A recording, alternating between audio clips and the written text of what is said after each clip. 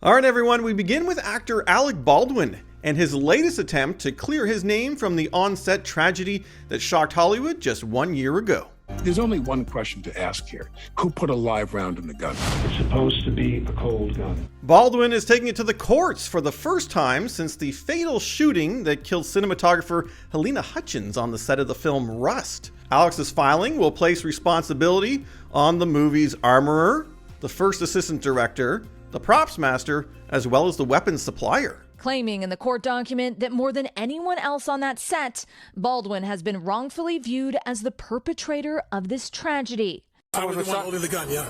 Now this follows the shocking announcement just a few weeks back that Hutchins' husband will now executive produce Rust, and filming will actually resume early in the new year. All the main players would be returning, which would also include Alec Baldwin, the embattled star of the film. All right, well, joining me today to share his hot takes, why he's the host of the Watch Mojo music podcast, Cassius Morris. Cassius, we're starting with Alec Baldwin.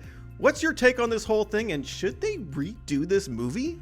I think this movie is overall basically cursed. I think it has a bad name. It's had the ultimate bad PR. I don't really see the upside in finishing this movie, and I almost see it as potentially disrespectful to the life that was lost in this filming. Now, I do think Alec Baldwin's lawyer may have somewhat of a point. He may have been put in a bad situation, but I don't think that means that we need to finish this movie.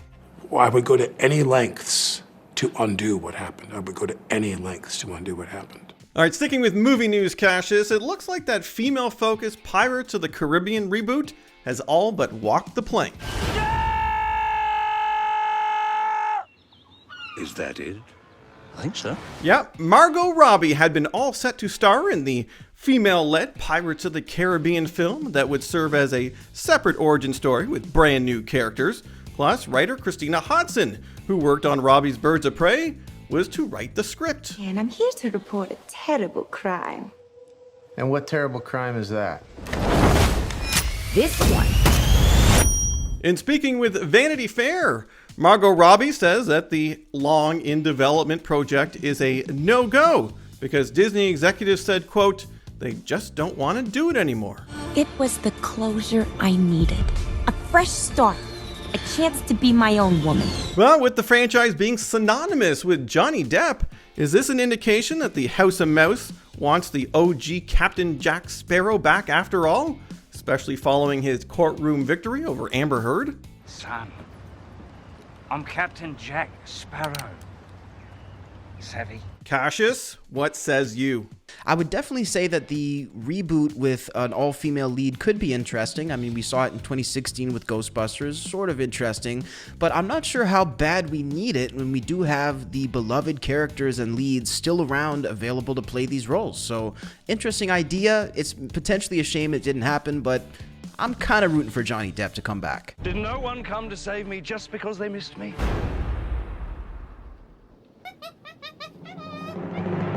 All right, well, speaking of beloved characters, the rumor mill has been in overdrive regarding one of DC's biggest badasses and his potential big screen debut. I guess that means you have to bring me in alive, bounty hunter. Name's Lobo. And... nah. Yep, Aquaman star Jason Momoa recently teased that one of his dream roles may be coming to fruition. And just as fans theorized that the hulking actor was talking about Lobo, DC Studios' new big cheese James Gunn cryptically shared a photo of the main man on his Mastodon account. Lobo. You might say I bought the company. Lobo is now my asset.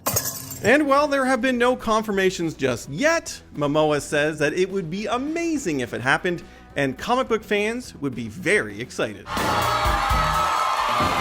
But how can Momoa pull double duty as Aquaman and Lobo? Well, it could easily be done in a standalone universe because Hollywood loves the multiverse at the moment. Cassius, even if he could do it, the question is, should he do it?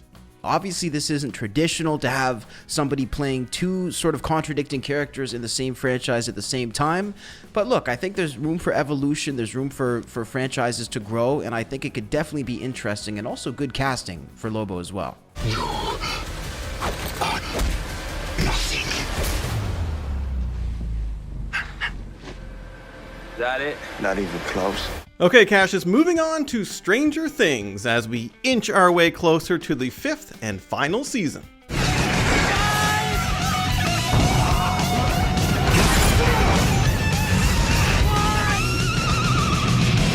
While taking part in a panel discussion, the Duffer brothers revealed that when they pitched the final season to Netflix in a 2-hour meeting, some executives actually cried when they heard how it will all end. Are you okay?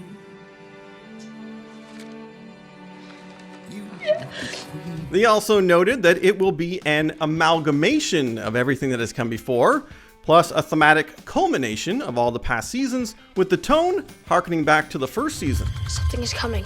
Something hungry for blood. What is it? The Demogorgon! We're deep shit.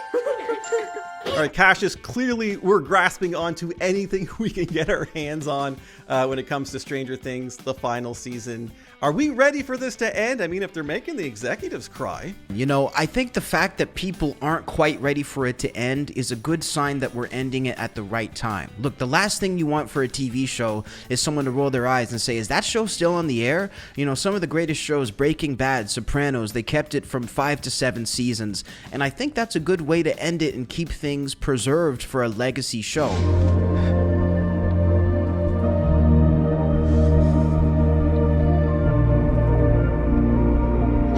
And last for us on this week's Hollywood Headlines is a look at some of the tributes being paid to the late, great Batman voice actor, Kevin Conroy. I am vengeance. I am the night. I am Batman. Following Conroy's recent death after a battle with intestinal cancer, many have taken to social media to pay tribute to the iconic voice of the Dark Knight, thanking him for his many impacts on the beloved DC character. Please, tell me that it's okay. Maybe they already have. One such tribute that's sure to get you right in the feels comes courtesy of fellow Batman the Animated Series star Mark Hamill, who infamously voiced the Joker opposite Conroy's Batman since the year 1992. All right, Cassius, Conroy's passing has hit the geek community especially hard. What do you think it was about Kevin that made him so beloved amongst this fan base? You know, I think it's a mixture of two things. I think it's nostalgia and longevity that really is the perfect marriage for Kevin to be such an icon. You know, I think his voice drums up that feeling of when they first discovered Batman. A lot of these people in the cartoon version, maybe the video game version, I'm pretty sure he hung on to the voice up until even the Arkham video game. So, I mean, he was definitely a staple. Cassius, I can't thank you enough for helping me break it all down today. Matt, it's always a pleasure. Thank you.